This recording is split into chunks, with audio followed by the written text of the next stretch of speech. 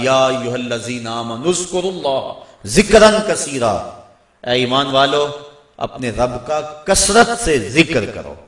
اور میرے اور آپ کے آقا و مولا حضور نبی رحمت صلی اللہ علیہ وآلہ وسلم نے ارشاد فرمایا، اللہ کا ذکر اس انداز سے کرو کہ لوگ تمہیں مجنون کہیں یہ تو پاگل ہو گیا۔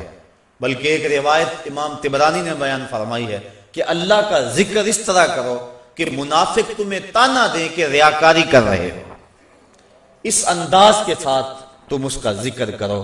میرے حضور قبلہ عالم فرماتے ہیں، اٹھ دی بیندی ٹر دی پھر دی، ستے آنتے جاگ دی، نام جھپ دی رو تے کھپ دی، ویخ سر اس راگ دی، نام جھپیاں قرب ملدا، نام دی کر پوری سام، شیشے وچ کستوری جے کر پھر ضرورت کاغ دی۔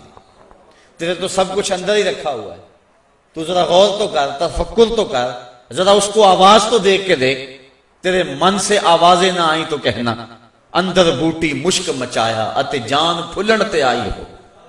تو نے در در کیا جانا ہے، سب کچھ تو تیرے اندر رکھا ہوا ہے۔ وہ کہتے ہیں ایک سنیارا تھا، بمبئی کا رہنے والا، یہاں ہمارے لاہور میں آ گیا، پرانے دور کی بات ہے۔ اس کے پاس بڑے قیمتی موتی تھے، اس نے کسی مجلس کے اندر اپنے موتی کھولے اور ایک موتی کہنے لگا یہ شب افروز ہے، رات کو چمکتا ہے۔ جب اس نے سامان سمیٹا اور اٹھ کے جانے لگا تو ایک چور بھی اس مجلس میں بیٹھا ہوا تھا، کہنے لگا حضرت کہاں کے ارادے ہیں؟ کہا بمبئی جا رہا ہوں۔ کہا حسن اتفاق، ارادے تو میرے بھی بمبئی کے ہیں، چلو اکٹھے چلتے ہیں۔ وہ جوہری سمجھ گیا کہ یہ اصل میرا ہم سفر نہیں ہے، اس کا دل اس موتی پہ آ گیا، لیکن وہ تھا بڑا سمجھدار، تو اس نے کہا آ جاؤ۔ سارا دن سفر میں رہے، جب رات کو سونے لگے تو اس نے اپنی قمیض یا واسکٹ وغیرہ اتار کے جو ہے وہ لٹکا دی کسی چیز کے ساتھ۔ یہ اٹھا اور اس نے نظر بچا کے وہ قیمتی موتی اس کی جیب میں رکھ دیا اور خود بے فکر ہو کے سو گیا۔ یہ چور اٹھا، اس کا سامان ٹولتا رہا، لیکن موتی نہیں ملنا تھا، نہ ملا۔ صبح یہ اٹھا اور نظر بچا کے اس کی جیب سے موتی نکال کے اپنی جیب میں رکھ لیا۔ ناشتے پہ بیٹھے کہنے لگا یار وہ تمہارے موتی کی رات کہیں چمک شمک نظر نہیں آئی؟ جیب میں ہاتھ ڈالا، کہا نہیں یار میرے پاس ہی تھا۔ بڑا حیران ہوا، میں نے تو جیب ٹٹولی ہے ساری رات۔ اگلے دن اس نے سوچا چلو آج میں مزید کوشش کروں گا، اس نے پھر وہی کام کیا، نظر بچا کے اسی کی جیب میں رکھ دیا۔ وہ ساری رات ڈھونڈتا رہا، موتی نہیں ملنا تھا، نہ ملا۔ صبح نظر بچا کے اس نے اپنی جیب میں رکھ لیا۔ صبح ناشتے پہ پھر بات چلی، یار وہ آپ کہتے تھے رات کو چمکتا، اس کی کچھ چمک شمک نظر نہیں آئی؟ کہا یار میری جیب میں ہی تھا۔ 2-4 دن ایسے گزرے۔ ایک دن اس نے عزم کر لیا کہ شاید وہ بغل میں رکھ لیتا ہے، منہ میں رکھ لیتا، کہاں رکھتا، آج تو اس کو میں بیدار بھی یہ ہو جائے تو میں پھر بھی یہ وہ موتی اس سے لے لینا۔ وہ اس کے پاس سے پلٹتا رہا، لیکن وہ مست ہے، اس کو پتا ہے موتی محفوظ جگہ پہ۔ اور صبح اٹھا، نظر بچا کے موتی اپنی جیب میں ڈال لیا۔